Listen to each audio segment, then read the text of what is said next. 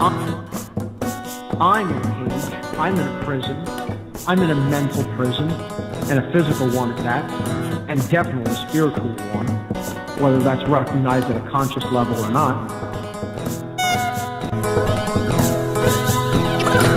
As I wait for my sleep, the situation's got me thinking deep. Will ever the same? And all life is an extinction. Evil creeps in your dreams. Secret teams drawing memes. And the filling in the in-betweens.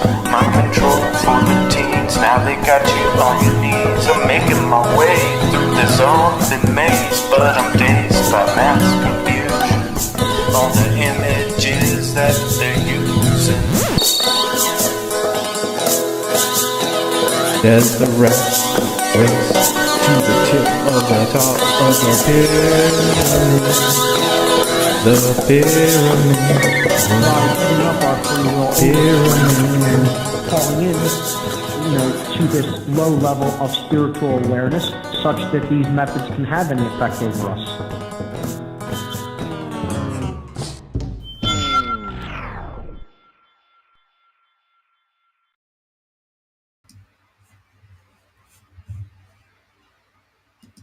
I just wanted to talk to you for a quick minute about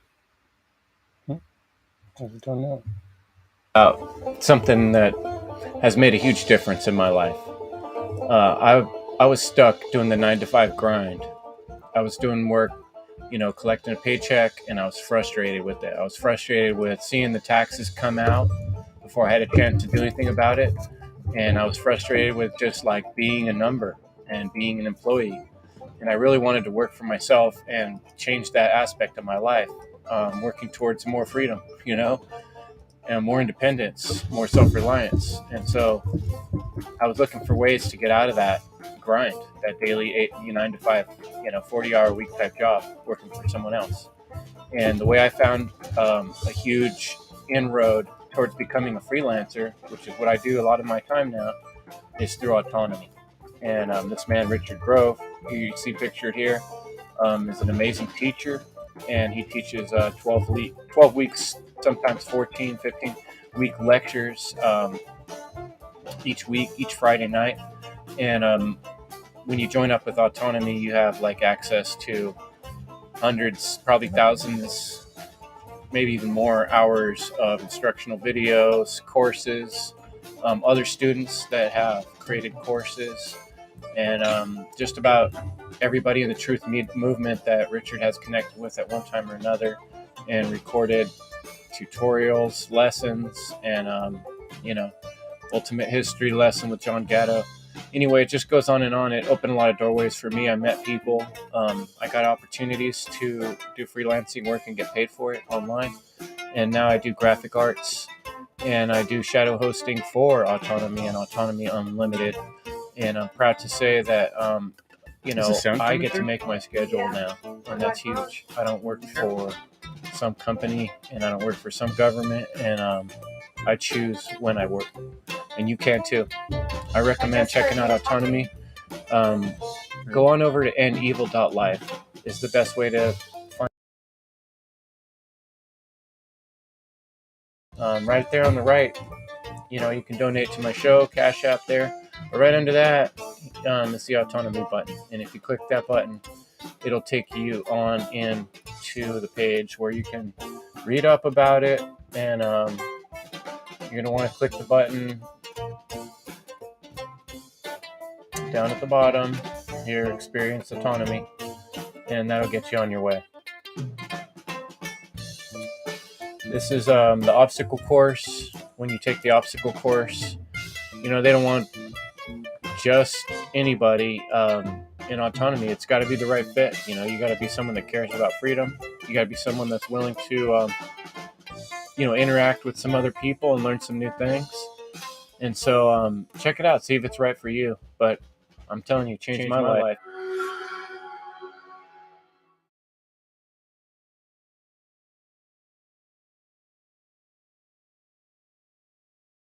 I'd like to invite you to our next huge collaborative project. My name is Corey Eden-Angelot. I'm the host of the End of Slavery Summit, which featured over about 50 speakers and hundreds of resources. It was held at the end of 2022. We had a lot of big names like David Icke, Mark Passio, Larkin Rose, High Impact Flicks, these individuals who have done work for many, many years, and you can now be among them in this new project. I'm also the editor of the Liberator 2 News, which is a huge collaborative project and an effort ultimately to create a library of knowledge around the ideas of true freedom, voluntarism, ownership, understanding statism, and a lot of ideas that often go outside of the independent media and mainstream media. Now, this project that I'm introducing to you here is even easier than the End of Slavery Summit, yet it's more effective. In that summit, I interviewed people for about an hour on any topic they wanted. There's a lot of people who also said, though, man, I'm not a fan of interviews, or I don't really know how to do interviews. Well, what about a 1-minute clip? As always, I try to create something that is new, something that hasn't really been thought about before, something that can maybe make more of an impact. And I really plan for this to maybe be something yearly or annual as an event. So if you are a speaker or you're a content creator or you simply care about the truth, here's all you have to do. Send us a 1-minute clip, vertical or horizontal, with any camera on this question. What is the most important thing that people must know? Send your clip to this email, coreye@disroot.org. It really is just that simple. Now, you can edit your video or we will edit it for you, all free, okay? And be sure to also provide 2 things in your email. It does not have to be in your video, but that's up to you. Your social links, so that way we can promote you and you can share your work. And number 2, where people can learn more about the answer to that question. And if you have any other questions, you can reach out to that email I provided. And once we gather about 50 or so clips, that's about 50 minutes. So we can turn this into several live shows with William Douglas from the Latter-day Liberator, part of the Liberator 2 project, and myself. We're going to be breaking down these clips and doing an analysis. And we can even interview you after your clip is shown on the show. Now, that's only if you'd like as well. It would just add another flavor to the show and get more conversation going. So we will release trailers for this once we gather a lot more clips, just as we did for the End of Slavery Summit, where we will show you the time and date for when this all will happen. But for now, I want you to share this and get started. Just send us your 1-minute clip to this question. It should be very simple for you to do. This we're calling the Liberator 2 Showcase. And I encourage you or anyone you know to get involved and send us your clip. It is best not to release your clip publicly until the showcase is on. This will be done totally for free and for educational purposes, so I don't intend to get money off of your clips. And this will be for higher impact, like I said, and free promotion. So just bring people together. One of my main goals that worked successfully for the summit. I know we can do it again, guys. Share this video around or rewatch it if you need to. And if you prefer text format, you can go to theliberator.us/show, theliberator.us/show. You can also share that link if it's easier to any of your favorite content creators. You can be seen by thousands in our weekly newsletter, daily live streams, and several video platforms. You might know that TikTok and Instagram Reels and YouTube Shorts are very effective. I get way more views on those than I do any of my videos or articles or anything else we can do. This is quick, it's to the point, it keeps people's attention span, it gets into the algorithms. So let's use this wisely. Let's flood the internet with clips for real freedom. Thank you very much for watching. This is the Liberator 2 See, the show. problem in the world of today is that we're all overwhelmed with confusion, propaganda, and disinformation. And one thing I teach people is to see through all of that confusion, all of that propaganda, and all of the disinformation by seeing the actual truth as it's written on somebody's faces. Right on their faces, all of those thoughts are written. And all you have to do is learn how to read them, right? So wouldn't it be nice to know what somebody's already thinking before you even open your mouth to speak? You know, it would give you a leg up at work. You could speak to your boss with more knowledge. You could speak to your coworkers without getting their back up because you know what they need to hear before you even speak. It doesn't mean that you have to obey them, but it could give you that edge, that knowledge. They don't have that knowledge. In dating, it's like a secret weapon. You can approach a date on the dates level and really, really connect with somebody, knowing how they are in the world before they even open their mouth. And Agnieszka, you've spoke about face reading and body language reading at things like the Mariposa Freedom Festival coming up, and you've spoken at And Anarcho. And how have people reacted to your lessons and the classes you've run? that's the most interesting part, because every single class I hear people saying, I love this course, I love this training, this is the best training. And it's almost like it's so strange, because every class, as they learned some, for 2 hours I'll talk about noses and what noses mean, and then everybody in class will be like, wow, that was amazing, thank you so much. And then they come back to me later and say that they were on a train and they saw all these noses and they could read into this person's nature or this person's thought patterns just by looking at their nose. It's fascinating. I think it's fantastic, and I want to share this with people. There's classes coming up. You guys can sign up. Go to ownyourbodylanguage.com, and you can sign up for virtual training with Agnieszka. She's a wonderful teacher. Learn to spot the lies in our world. We live in a very crooked world. That's why we have the End Evil podcast. We're trying to educate people on how to see things for what they are and how to see through the lies. And all around us, we're all caught up in these various lies and deceptions, and this is one way to break through that and to understand people and what they're really all about. Yeah, and the other thing that it's really, really useful for is when you're a freedom fighter or you want to end evil and you want to have that ability to convince people, to speak to people on their level, to understand what words you need to choose in order for them to understand you better. And that's really what face reading and body reading is all about, is understanding others and practicing that radical empathy so that they can better understand you and you can better understand yourself. Fantastic. So folks, head over to ownyourbodylanguage.com and hit the book a free 15-minute intro session. Is that the best way for people to get in, Agnieszka? Yeah, I think that's a great way to do it. And also, if you sign up or if you fill out the Contact Agnieszka form, you're going to be added to the mailing list where we're going to be sharing some tips and different, maybe clips from classes and stuff. We're going to be sharing, and we're going to be sending it out to the mailing list starting probably next week. So absolutely, sign up. Contact me, ask me questions. I'm here to answer any questions. And if you have a specific person that you want to understand, you can always book a face reading, a body reading. I can read a photo for you of a potential boyfriend or a potential boss and give you some secret information so that you can go into that meeting already prepared. Fantastic. Thanks so much, Agnieszka. Appreciate it. You're most welcome, Kris. It's a pleasure being on your podcast anytime.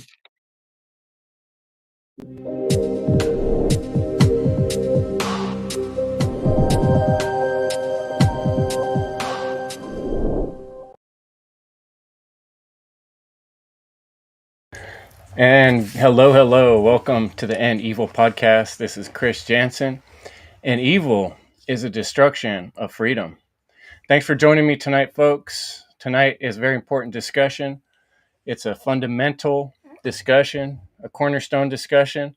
And it looks like I have a guest with me tonight. I'm going to bring in the wonderful Kris Nelson. Thanks for joining me, Kris. Good to see you. Thanks for having me. Glad to be here. Hello. Yeah. How's this week putting you? Feeling a little better?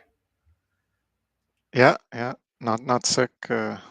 Just my 3-year-old that's sick, and he'll get better, as they always do, and then you'll get sick again. Part of the process, right? Yeah. Yeah. So, thinking this week about doing some defining and redefining on natural law. It seems like it's such a basic thing, and yet there's complexities and subtleties. And I feel like more often than not, people don't really know what I'm talking about when I use the terms or the term natural law. And I think it's a good refresher for anyone and everyone to have that discussion. So I don't know if you want to start us off, Kris, with your thoughts, or I have some slides we can share. Um, what Sure. do you think? Do most people you talk to know what you're talking about if you use the term natural law? Not usually, because it's not. It's one of those things that are occulted. It's the occult is not that it's necessarily hidden and that it's impossible to find, um, but it's just not talked about in academia, in colleges, universities. The government doesn't talk about it. Schools don't teach it. It's not something that's talked about, but you can find books on it. You can find people talking about it. So you have to go looking for it. So it's hidden in that sense. So it's just not part of the mainstream topics of conversation.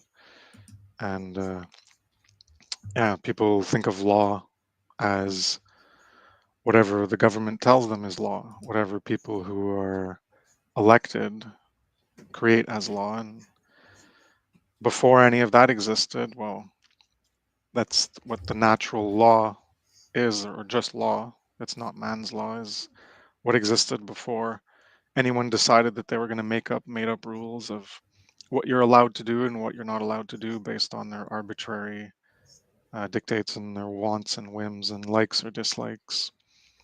And it's just a law that was before anyone decided to act as if they could create the law. And that's part of what the the term natural law means, is anything in the universe that is a law is natural because it's inherent in creation, and we don't create it. And we're the only ones who are deluded enough to think that we can create law. We can replace this thing that's law in the universe that inherently exists, and we can use the same term in a modality of existence where we get to create whatever we want to be the law, as opposed to recognize what already is, like gravity or thermodynamics or momentum or inertia or whatever laws that have been discovered. We're trying to act as the source of those laws. So it's like saying that we're the ones who are going to create gravity when gravity's already there. Well, that's when it's a bad word to use. Like, maybe they could just use, well, these are the rules that we're going to create, but they actually have the hubris of calling it law. And that's acting as God, where you're going to be the creator of something that actually does exist in the universe inherently, objectively, as all the various laws do. And then you take on that position. Oh, well, I'm going to be a lawmaker. I'm going to make laws. I'm going to create laws into existence that didn't exist before. But just because I say, that's the fiat looks, let there be light. Well, the fiat is let there be. They're acting as that word, the logos, of just creating whatever they want into existence as the law for behavior, when there already is a law for behavior that can be derived based on the recognition of the current condition of either degrees of freedom or degrees of enslavement, which remove that state of true freedom. I think somewhere in there is where I get into. I think there's a lot of confusion on folks' part because of the term nature, right?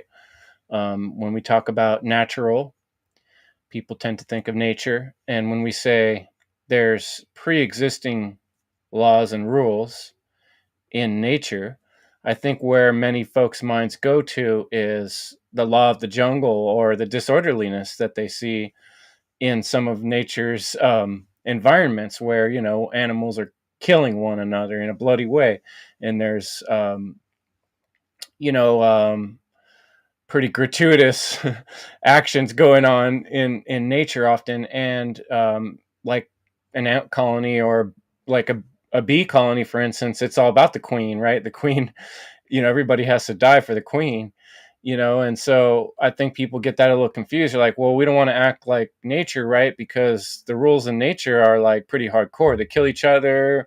People totally put other, some animals put other animals into a type of slavery, or, it's a do or die situation. And so I think that's kind of where the confusion lies for a lot of folks. Do you agree? Yeah.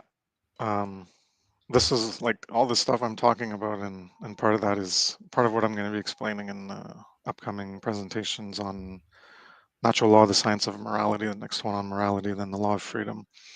And that's just the might makes right, survival of the fittest, which is what social Darwinism is based on, where they extrapolate that to the social dimension of human interaction.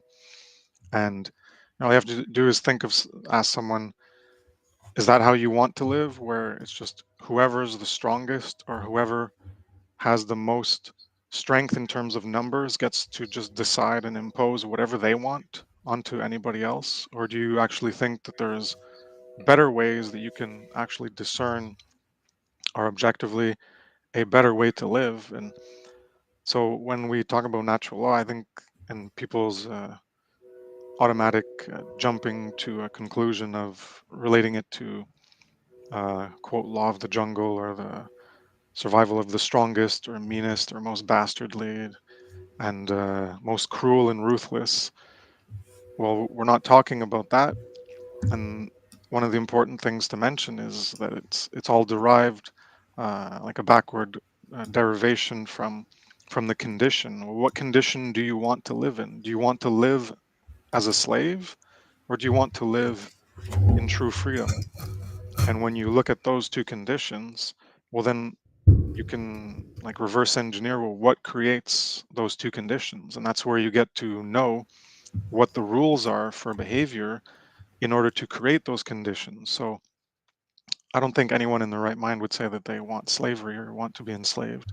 Maybe some would be so arrogant, making false claims that they want to enslave others and they don't have a problem with enslaving others. But I don't think anyone says that, oh, yeah, I have no problem with being enslaved.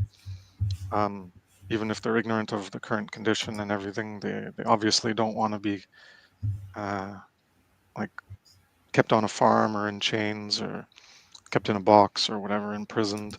So everyone's against that, but they don't see the covert aspect of enslavement that we currently live in, and they're not looking at the term law as rules of conduct that anyone can just invent versus law as rules of conduct that are derived from that condition that you say you want or that you don't want. So if you don't want slavery, well, what are the rules and conditions for the conduct of behavior that would prevent that condition of slavery from manifesting and instead uh, generating the condition of true freedom? Well, what are those rules? Because those rules for behavior would mean that you either align with those rules or you don't. And if you do align with those rules, once you can determine what they are, then your actions and behavior are objective creations that you create with your hands, your body, and those exist in reality for a specific moment in time, unless they're repeated over and over, which is how we get persistent enslavement. So that repetition of our behavior creates the condition that we'll continually get, and whatever we repeatedly allow, such as violence, will create a condition of repeat violence and persistence that will create persistent enslavement, and that'll be the condition that we live in. So if we want one or the other, we have to choose which behaviors we want to create, and that's objective. And the condition we create is objective as well, the condition of enslavement or the condition of freedom, and the plethora of varying degrees in between that those two uh, those two endpoints. Well, true freedom is an absolute, and then enslavement has many variations. And then you could think of something as the most horrible degree of evil as the like the most the farthest on that continuum for the spectrum of the negative spectrum of enslavement. Like I don't know what could most horrible possible things we could imagine that maybe we don't want to go there, but that'd be like the extreme that maybe we can never actually get to. And that's the variation is where we keep moving in, and we're having trouble getting to that true freedom because we're not understanding these dynamics of our behavior and how they create our condition. Yeah. In my last presentation, I had one picture with the shovel, and I talked about how we dig ourselves deeper in a hole, and oftentimes in our society, in the world we're in, we think we're making things better, but we're actually making them worse. And one of those examples for me is voting or political crusading that I see going on, where I think people, even maybe like local elections, I've had some disagreements with people about that. They say, this is the best we can do given the situation we're in. And so a lot of it has to do with the context we're in. And in the context of the situation we're in, those lines are very much blurred. Nature's lines are blurred because humans have built so much facade. And we see situations where people have been getting away with really evil, horrid acts for many, many years, maybe even generations, and seemingly kind of getting away with it, which I think in a lot of people's minds is sort of an argument against natural law. They're like, how come these rich, wealthy people can get away with doing all these heinous things and never have to face the consequences? And we see it's not like the cartoons where right when you do something wrong, you don't get struck with lightning, or, anvil doesn't fall on your head. If someone were to listen to your words carefully or mark words carefully, what we're saying is that it's not a direct translation like that. It happens in a cumulative way, and everything's included. So the results of our action, the cause and effect actions, aren't always easy to discern, especially in the context of a world where we're kind of being clowned constantly with a lot of fakery. But what I did bring up here, I'll show it on my screen here, is I think I got to make me big for a minute so you can see this. Let me see, can I do that? Yeah. Netter, the Egyptian word for God. So netter is the root word of nature. And so what nature actually kind of comes from is netter. And netter is nature. I mean, basically, the relationship between humans and God. And so in the Egyptian definition, that would be, all the things they interact with in nature: birds, trees, animals, everything around us. So is there a law to nature, and how do we relate to it? Well, that sounds like a big difficult thing to think about, I think. But if we break it down to what I'm talking about here, is our relationships with other human beings, not necessarily our relationship with animals and birds and minerals, although it all does matter. I do think it all does matter. But for the sake of being a human and living through this experience, what we're really dealing with is relationships with other human beings. And I think that is where the essential nature of the law that we're talking about really applies. And the things that we do and say do matter. Otherwise, if they didn't, we wouldn't be able to affect reality, but we do. We do affect reality.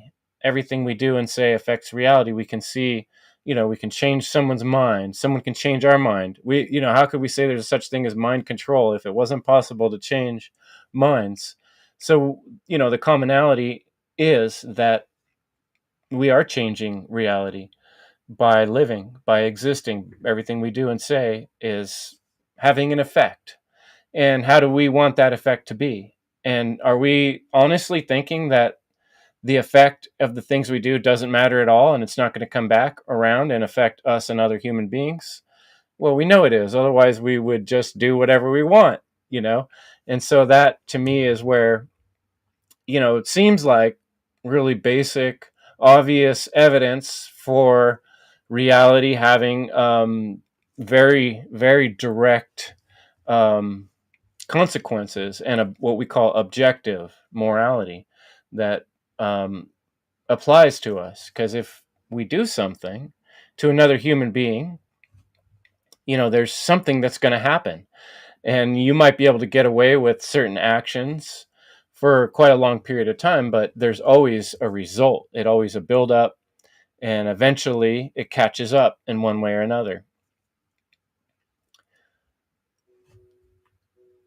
So, to me, I think what we're living in, I guess the point I'm getting at is that we're living in a very unnatural law situation, and we're trying to describe somebody what would be natural, but it has been so inverted and so repeated in a tricky manner, in obscuring the truth manner, and then the media being controlled and religions controlling the minds of people, and so on, to the point where people are having trouble discerning that such a reality even exists. I hope I made some sense, Kris. You're very direct in the way you speak. Maybe you can break that all down to a neater graph. I'm all over the place, I feel like, when I talk to you, because you're so good at putting things together in a simple and succinct way. Yeah, well, that's why, like, if people have an aversion to or a confusion with the word natural, you can omit that word completely and just say law, or even more specific is moral law, because there's the word natural law, which is what I'll be explaining in like 3 presentations from now. I'm not at that point. I've broken everything up into different segments. So, but the one I'm going to talk about on natural law, the term itself, well, there's 2 aspects to the natural law. One is um, the moral law, which is just a law, the rules of conduct, and you, like I was saying, you reverse engineer that understanding from one of the other natural laws, not the natural law, the moral law, or just law in terms of our behavior, which is what has been hijacked by the belief in authority and the authoritarians all throughout history, where they think that they can be the ones who create that law rather than looking at objective reality and the condition and choosing which condition you want to create or that we want to co-create. And that's the actual law. That's the actual rules of conduct for the condition that you want to create. And people don't want slavery. They want freedom. Well, that takes a lot of responsibility, and that's one of the things that you've alluded to when you talk to people, where they see it as the law of the jungle, and they don't want all that chaos. Well, who says we need the government to have order? The reason that people run to that is because they don't want the responsibility and the complexity of organizing their lives and interactions with others in a non-coercive manner that's based in principles of morality, where you can attain that end result of the condition of true freedom. So they accept degrees of enslavement because it's less responsibility, so they don't have to grow up. It's less complexity, and they just hand it off to someone else. Enslave me a bit, uh, you know, as long as it's not beating me 7 days a week, I'll take 2 days a week, and that's acceptable to me. So then you can beat me 2 days a week, as the metaphor goes and the analogy goes, and then that's fine. And as long as I don't have to manage my own life and my interactions with everyone, and people just think it's so complicated, and oh, what about the rich people? People get away with it. Well, they wouldn't get away with it if we didn't let them get away with it. Instead of taking that responsibility onto ourselves and organizing, because either way, you know, the way I look at it and what I'll be presenting is that if you look at democracy, majority rule, there's nothing wrong with it. That's actually the default in reality itself, is whatever the numbers say, that's what the condition will be geared towards or move towards, whatever the majority do. So it can be, if the majority are applying negative modalities of behavior, which would be immorality, then that's the number game of the majority or the mob rule in a negative sense, where that's going to be what ends up being created. But instead of that negative modality, if you have a positive modality where the majority are acting positively and they understand how to deal with the manifestations of immorality and evil and deal with it, then you could actually reach that true freedom. But because people don't want that responsibility, well, then the immorality is tolerated, first of all, through the belief in authority, where we externalize our responsibility and try to give it to other people, which we can't actually do because we're the only ones that are responsible for our own behavior. And then that leads into the police and the military, where they think they can. I'm not responsible. I'm just doing my job. Oh no, go take it up with the order giver. I'm just a little robot. That's all. I'm not responsible for my behavior. I'm just getting paid, and this is my job. If you got a problem with what I do, well, go take it up with the politicians. They're the most childlike, the most irresponsible, the most immature, because they're the ones who are the enforcers of the sorcerers, who are just mostly blabbing away, putting ideas in people's heads, writing things down, putting ideas in people's heads that way, or writing things. This law now exists, and then they pay people and like, okay, well, you go enforce this law. Yes, sir. Okay, Oh, you're not obeying that law. Gonna beat you down for running away, for smoking a joint or something. Put you in a cage for smoking weed or whatever other nonsense. And Or you're stepping on the wrong it's just side of the line there. I think, you know, oh, what's well, that one? they're creating borders, right? It's Oh so yeah, yeah, arbitrary. right. You could have one foot on one side of one border and one foot on the other, and someone could claim that they could shoot one of your feet off because, your foot's not supposed to be on the other side of that line. It's pretty silly when you think about it that way. Um, it's one thing to live in an area for a time and be the person that lives there, and that's obvious and everyone knows that, but it's another thing to draw all these arbitrary lines around the whole earth, and people are just making claims and then backing it up with violence. And we're so used to doing this for so long on such a large scale that the problem is grandiose at this point. And I think that's where people kind of balk, because we're saying, okay, you're going to take personal responsibility for the situation. And people are imagining, okay, if we stopped having the rulers we have now, it's going to be chaos. Everybody's just going to be turning into a bunch of gangs. It's going to be madness. And I don't know how to defend myself in that situation. And that's part of the problem. Most people are not trained in self-defense or self-sufficiency. So we have a situation that's a hot mess, right? Because, the quicker we were to transition away from authoritarianism right now, there would be some difficulties, major difficulties. People would have to bridge the gap.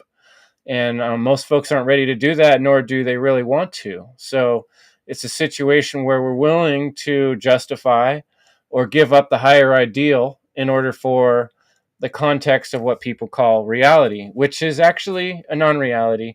And that's something I really got from Mark Passio. Here, let me show you this slide here. I'll make it big so we can see it. This is Mark's. No, can I do that?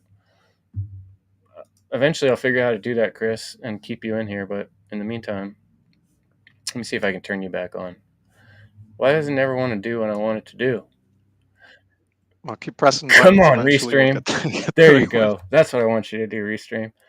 That was a government slideshow tab, but that's not the one I was going for. It shifted on me. I'm always trying to learn new things in technology, and it's always doing weird things to me.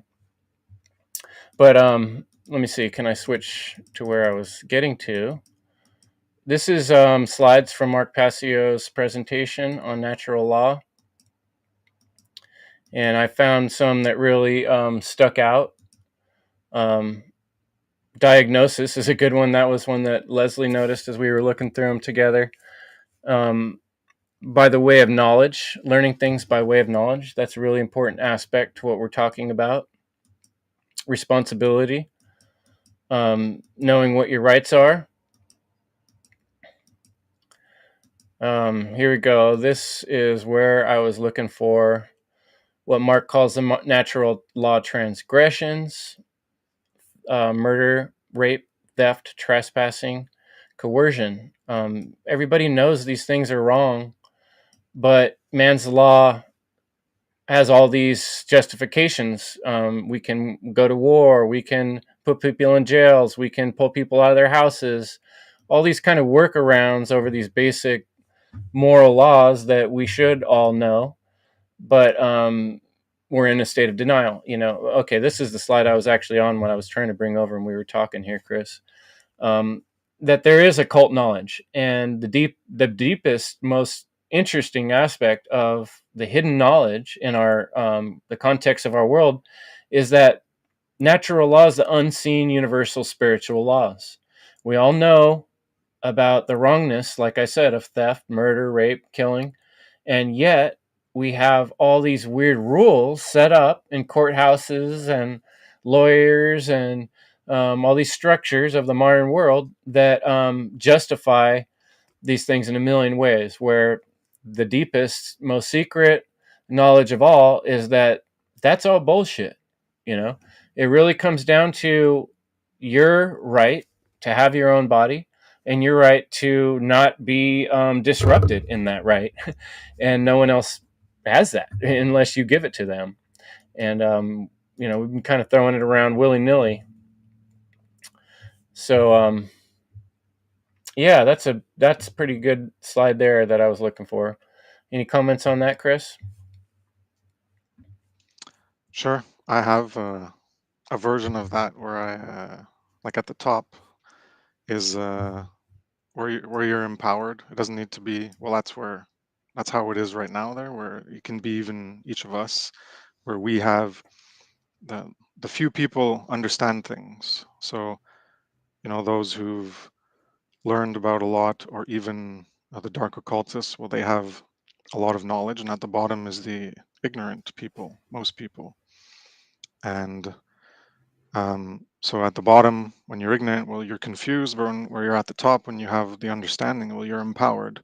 So they use that knowledge and understanding as a way to empower themselves in their actions, even though they're not physically creating the violence. They have the order followers for that, but they are the mental manipulators, the mind sorcerers, where they are empowered with that knowledge. So they use words and they write things down, and they influence people, the power of influence, influencing others through their dark care and their lowercase will instead of a higher, truer, realer will in alignment with moral law. And part of the occulted knowledge is the minor and the major, which is, as in that slide, the function and behavior of individual consciousness is the minor aspect. That's the micro level where we're at. And then the macro level is the natural laws governing the consequences of behavior, and those come from outside of us. So the function and the behavior that we create individually, and then we have to align with the understanding of what our behaviors create, and that would be the moral law and the other closely linked aspects of that moral law, like the natural law of freedom, with morality creates more freedom, more immorality creates more enslavement. And yeah, that was my version that I had made based on Passio's work as well.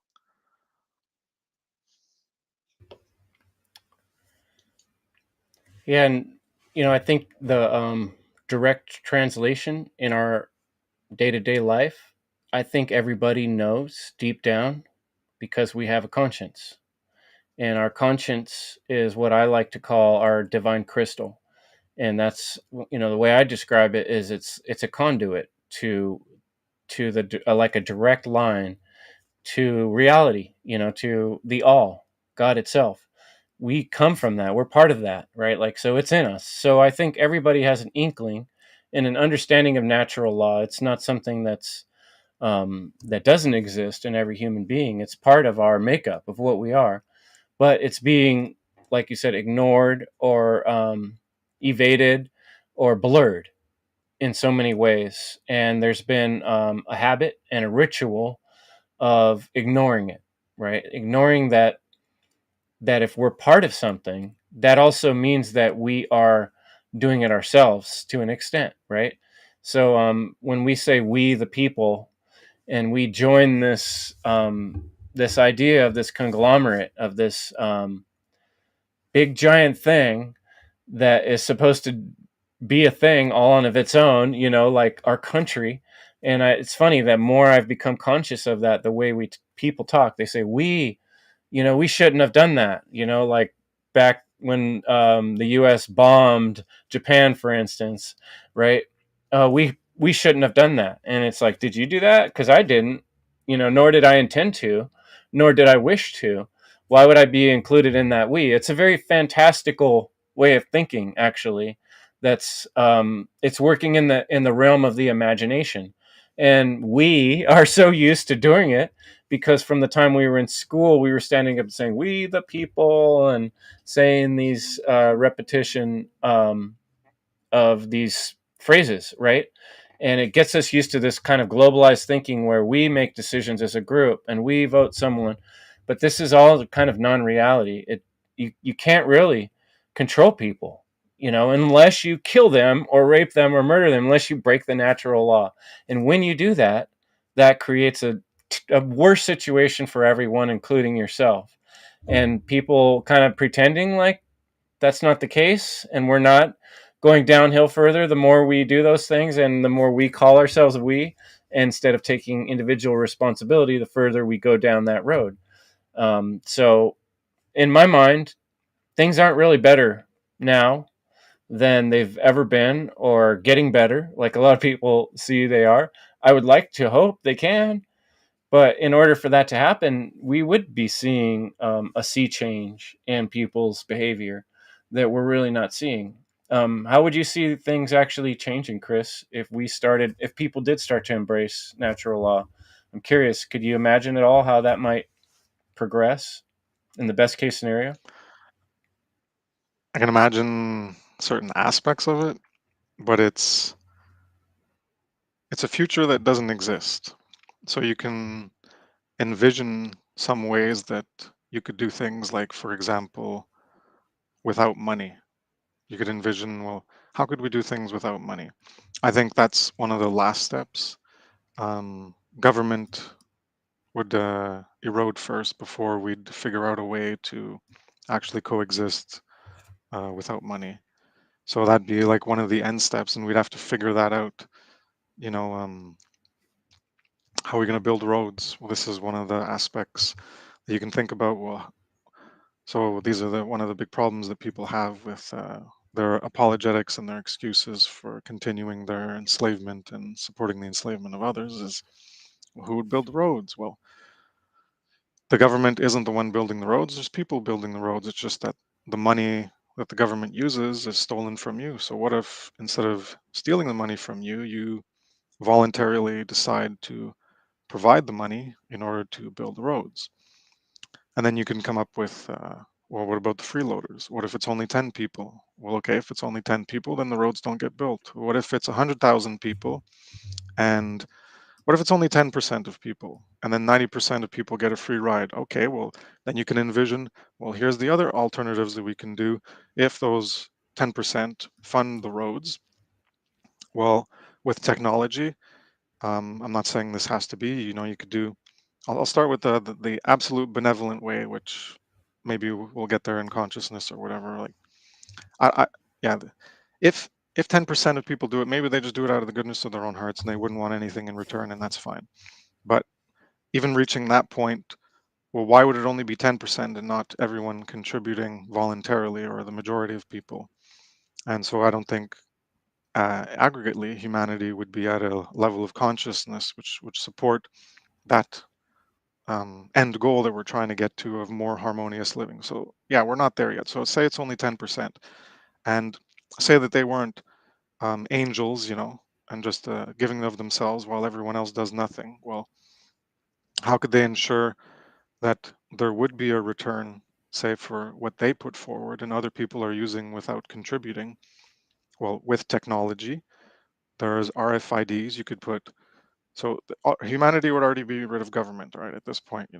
So we don't have to worry about that and all the centralization of control. It's people freely doing something. So they're building a road, and if you want access to it, well, you could pay for access to it.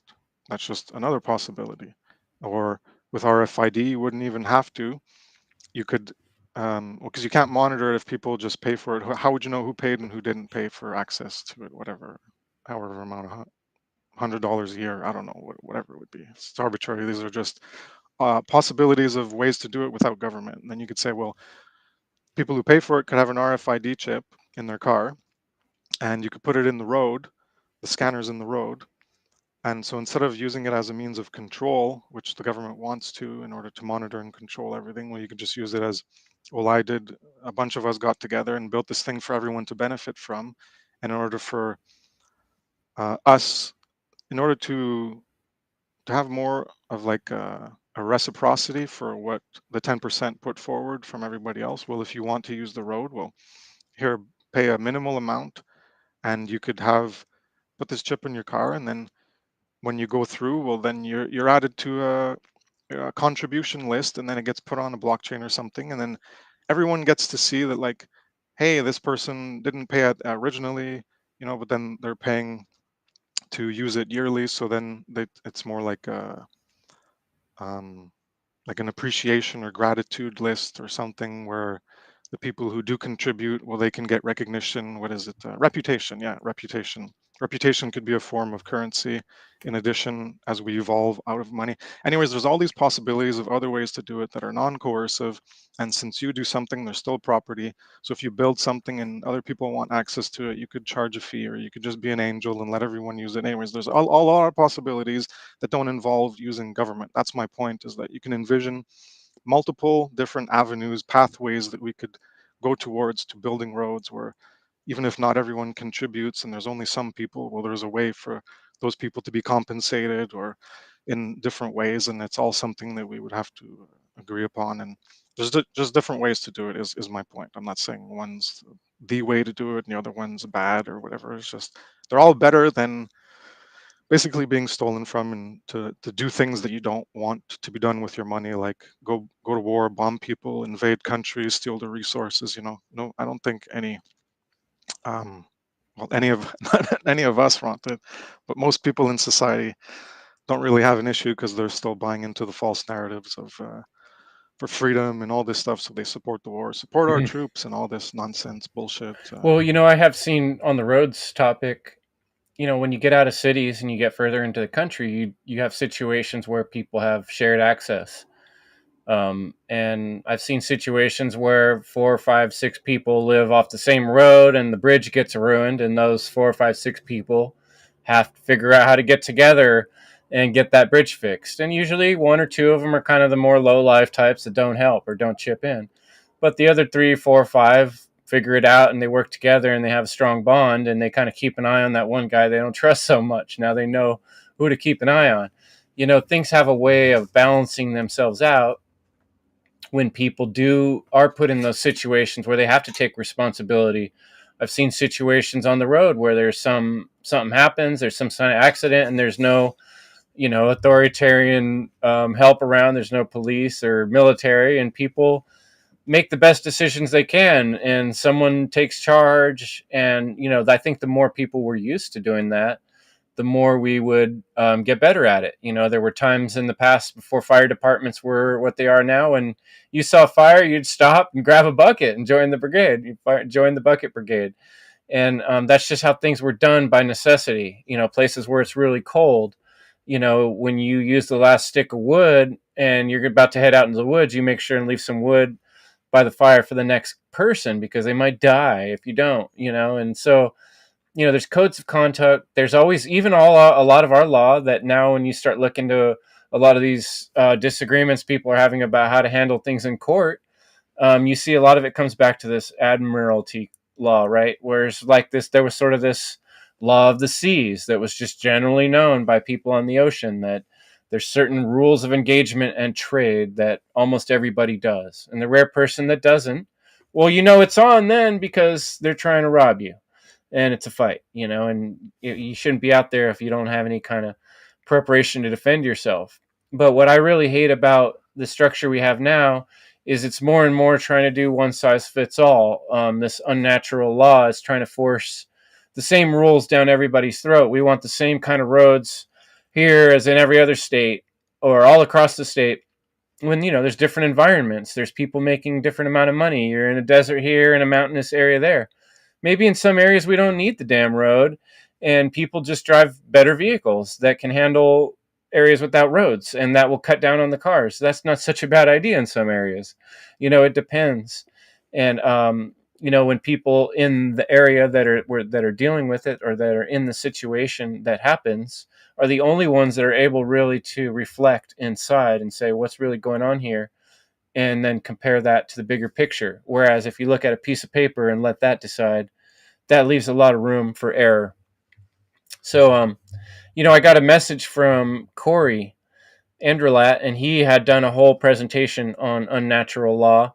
And so I thought I'd scroll through some of that, and just to give us a little more things to discuss. And then we'll finish up after that. But let me see if I can do it right this time and bring Corey's. Oh, look, it actually shows up pretty decent that way. How about that? His unnatural law presentation up, and we can take a look at that. So what he did, I think, was he took Mark Passio's presentation and kind of like looked at it from the opposite point of view. And I thought he did a pretty cool job on that, so I wanted to show off some of his work here. If you see anything that jumps out at you, go ahead and jump in, Kris. I'm just going to scroll down a little bit. Yeah, I watched it 2 weeks ago, 3 weeks ago. Well, over several nights. But yeah, he did a good job juxtaposing the natural law versus the unnatural one that deluded people think that they can create and force everyone else to obey. The belief of unnatural law is within and due to the ignorance of the masses, where therein it is due to the fact they lack occult knowledge of human consciousness, which governs the consequences of human behavior. So I think that's a big thing. There's a denial. Really, what it comes down to is whether we deny that or not. Do we recognize it or do we deny it? That there is consequences to human action, right? And I think the easiest way is to ask, well, what would happen if there was no consequences? If we did live in a world where there was no consequences, how would it be different? And you can try to imagine.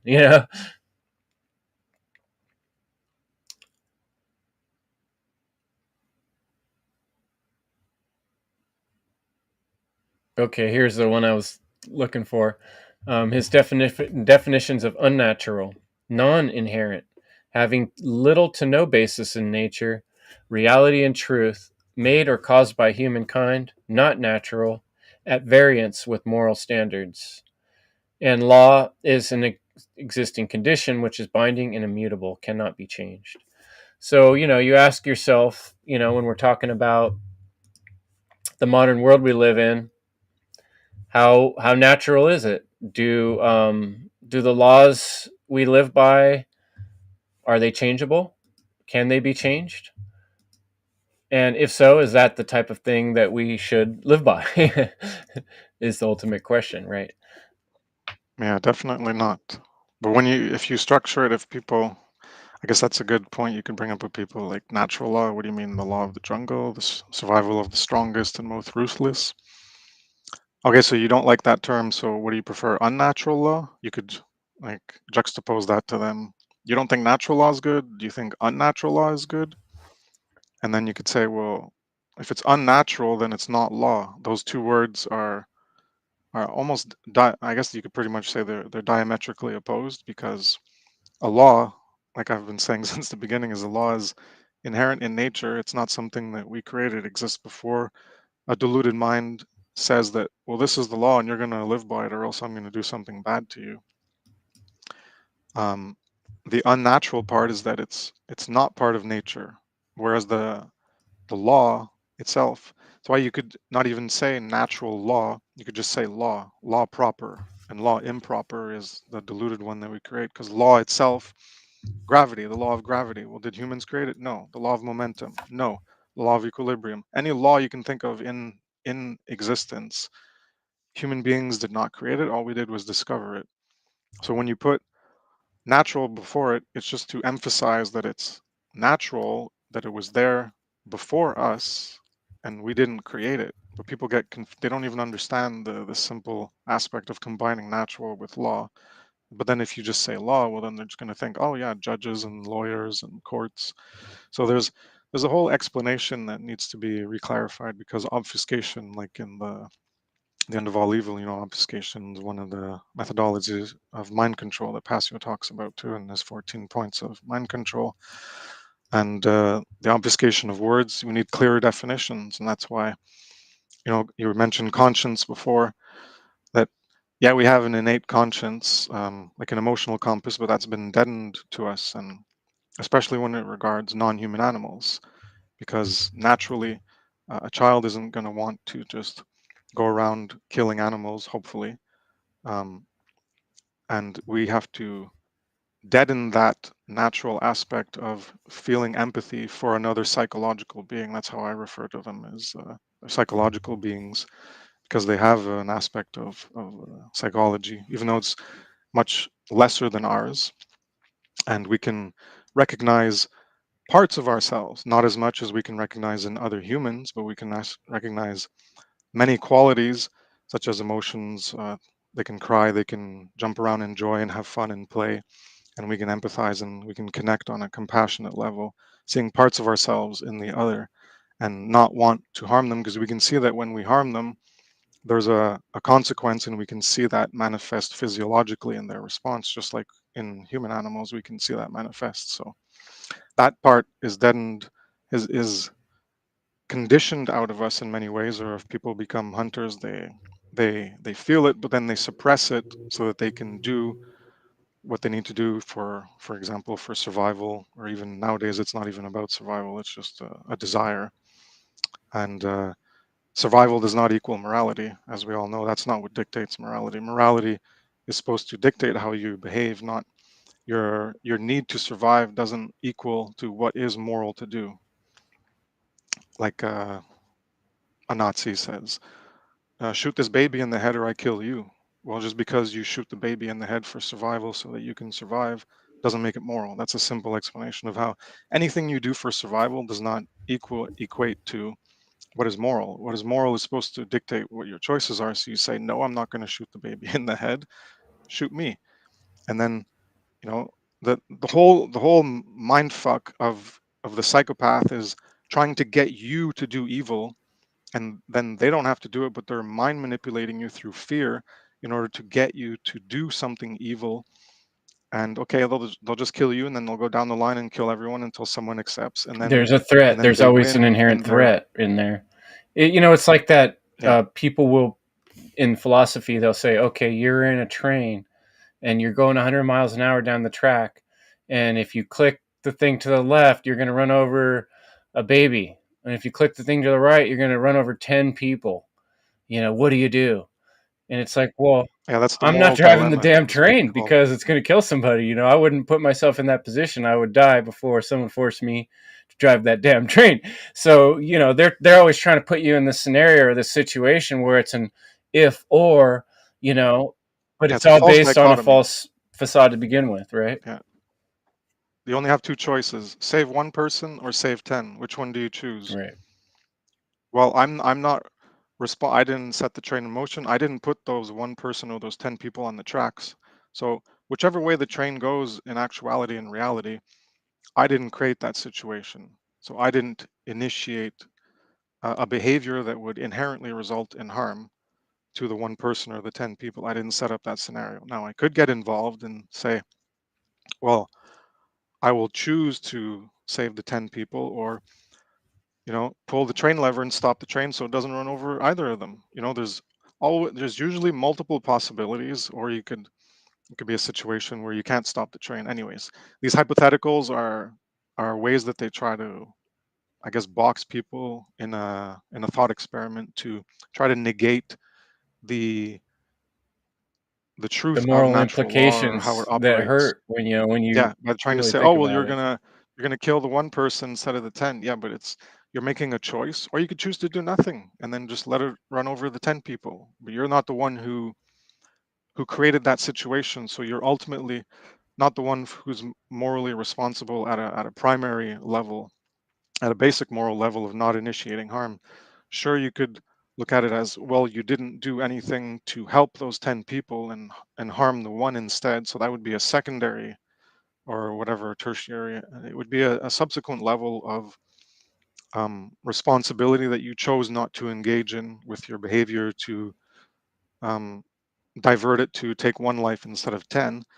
But it's not the same as you're the one who went and killed those 10 people, or you made it happen. No, someone else who's evil, who had evil intentions, set up that scenario and tied people to a train track or whatever. And they're the ones who are ultimately responsible. So in many situations in life, we can choose to get involved or we can not get involved. And that's always a lesser degree of responsibility to help others than the original initiator, the one who has more moral culpability that actually created the evil. So these moral dilemmas, I can talk about them and explain things in more detail for whoever wants to try that on me. But it's always I just thought they're interesting it's things to think applicable about. because it does sort of describe this scenario, this situation we're in, where if you voted and if you're going along with statism, then you are feeding into this system that's bombing, killing, raping, and some of us are even doing that to an extent that we don't want to be doing it. And it's like they're stealing from me when they're taking money out of my check that I didn't want to give them. And I'm saying, I don't want you to have it. But, it's relative to where we're at and the ability, what we have to do about this situation. Speaking out, I think, is part of the magic we have to start to change things. And that's the part where I'm trying to encourage people. The more we speak about these things, the more we're vocal, and the more we learn to explain it in different ways and break apart these words, the more we can kind of make the edges not so blurry on what is naturally within us, and that we will come back to naturally one way or another. Now, the last kind of point I wanted to make is on Christianity. I think a lot of the confusion, personally, that I've seen around natural laws, because natural laws equated with God, like I said, comes from the Egyptian word neter, which was describing the relationship with everything around us, birds, animal, nature, wind, and it's God, their word for God, basically, right? But then, Christianity comes along and it really mucks up this whole God thing, and that's saying God is only this thing we've described, and they've put a very, just like every other religion, they say they want you to understand God the way they want you to understand it. So partly so you give them their money, and partly so you sign up with their way of doing things. But I think because of cultural religions, the idea of God has been kind of confused and mucked, and it doesn't mean that you have to do a certain thing on Sunday, or that you have to wear your hair a certain way, or any of these kind of things, and these are rules. These aren't moral laws. The moral law is don't harm other sentient beings, and that's not something that needs to be written down for us to understand it. And so a lot of understanding what I'm talking about, the divine. That's why I use the term the divine, or our crystal. Sometimes I talk about our divine crystals, because I know that word God has been so mucked up by um, religious, over and over, all kinds of religions, and they don't get it all wrong. Some of the stuff in religions is right, and that's why people flock to it and like it, because there is a realness to it. But when they add the extra stories and requirements and say, "Oh, now because you're a so and so, now you have to do this and that, and give us your money, and move when we say move, and jump when we say jump," and that's the way these things get contorted. So I would ask listeners to reconsider what God really means without the context of religion, and just with your natural heart and your natural mind and consciousness, and look at it that way. And natural law starts to make perfect sense. And what we didn't get into in this episode is the Hermetic principles, and I think that's probably going to be our next follow-up roundtable talk. But I'll hand it back to you, Kris, for closing thoughts and remarks. People check out Kris Nelson's work, evolveconsciousness.org. And take the floor, Kris. Um, Yeah, regarding the first thing that you started with, that's what my next presentation on morality is going to be. I'm going to dissect the different levels of immorality and morality. And I call them I1, I2, and M1 and M2, and then there's I1B and I1A and I1A1 and I1A2. Anyways, it'll be explained in more detail in there in the different regarding being coerced into paying taxes, or your participation in evil versus tolerating evil. And to combat tolerating evil is to do the great work or engage in self-defense, physical self-defense and intellectual self-defense. And participating in evil has to do with directly creating it or indirectly through voting when you perpetuate the system of evil and enslavement. And regarding Christianity, that ties back to what you said earlier about the we. That's collectivism, is it gets you to feel like you're part of something greater than yourself. And that's what a lot of people want to be, part of something. They want to feel like they belong. They want to feel like they are part of something that's larger than just themselves, that they're part of something bigger and that's more meaningful and has more purpose, because they don't have that inner purpose that they've determined themselves, like doing the great work to try to end evil. That's, as far as I'm concerned, that's the highest purpose that we all share, no matter what individual, personal ends and goals and purposes that we have in our own lives. The ultimate one that we all share is to try to create a moral world of true freedom by working on the ending of evil, to remove evil from existence. And I guess that's where I'll end it. Awesome. Yeah. And we can all work on it every day, every moment. It's our opportunity. And, when you get passionate about something that really matters, it makes you feel good. So I recommend people, start looking at your own life, use your own imagination, and look at what you can do to change yourself, to take more responsibility in your personal life. And if nothing else, speaking with others about what these words mean is huge. And that's part of the work that we have to do, is to work through this rhetoric and learn to use the magic of words to explain and make our point without having to force ourselves upon others and make them do things the way we want them to do that, So we just got to keep working on it and finding more folks that we can talk to and who are willing to have that discussion. So if you're a listener today, thanks so much for joining us on the End Evil podcast. And get involved. I will be back next week and the week following, and there's going to be plenty of opportunities to join us. You can get in on the chat and help us understand and discern truth. We can do it together. The more of us that are working on it, the better it gets. So thanks, Kris, so much for joining me tonight. I really appreciate having your presence, and look forward to our next discussion. Welcome. Glad to be here. Have a good night, everybody. All right, my Peace. man. Have a good night. Later on.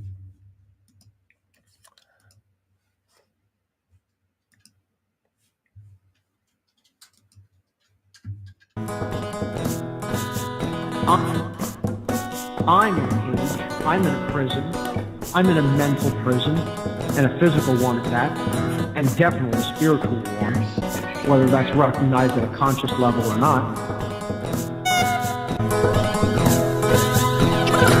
As I wait for my slave, the situation's got me thinking deep. Will the earth the same? Getting all life is in extinction. Evil creeps in your dreams. Secret teams growing memes.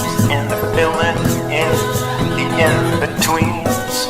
My control for the teens. Now they got you on your knees. I'm making my way through this open maze, but I'm dazed by mass confusion. All the images that they're using. There's the rat race to the tip of the top of the pyramid. The pyramid. Putting up our free will Pyramid. and falling in, to this low level of spiritual awareness, such that these methods can have any effect over us. Hey, friends, I just wanted to talk to you for a quick minute about something that has made a huge difference in my life. I was stuck doing the 9 to 5 grind. I was doing work, collecting a paycheck, and I was frustrated with it. I was frustrated with seeing the taxes come out before I had a chance to do anything about it. And I was frustrated with just like being a number and being an employee.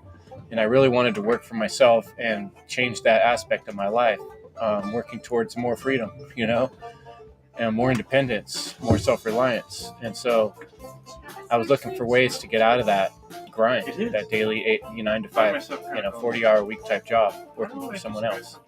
And the way I found a huge inroad towards becoming a freelancer, which is what I do a lot of my time now, is through autonomy. And this man, Richard Grove, who you see pictured here, is an amazing teacher, and he teaches 12 weeks, sometimes 14, 15-week lectures each week, each Friday night. And when you join up with autonomy, you have like access to hundreds, probably thousands, maybe even more hours of instructional videos, courses, other students that have created courses, and just about everybody in the truth movement that Richard has connected with at one time or another, and recorded tutorials, lessons, and ultimate history lesson with John Gatto. Anyway, it just goes on and on. It opened a lot of doorways for me. I met people. I got opportunities to do freelancing work and get paid for it online. And now I do graphic arts, and I do shadow hosting for Autonomy and Autonomy Unlimited. And I'm proud to say that, I get to make my schedule now, and that's huge. I don't work for some company, and I don't work for some government, and I choose when I work, and you can too. I recommend checking out Autonomy. Go on over to endevil.life is the best way to find it. Click on one of my episodes, and right there on the right, you can donate to my show, Cash App there. But right under that is the Autonomy button. And if you click that button, it'll take you on into the page where you can read up about it. And you're going to want to click the button down at the bottom here, Experience Autonomy.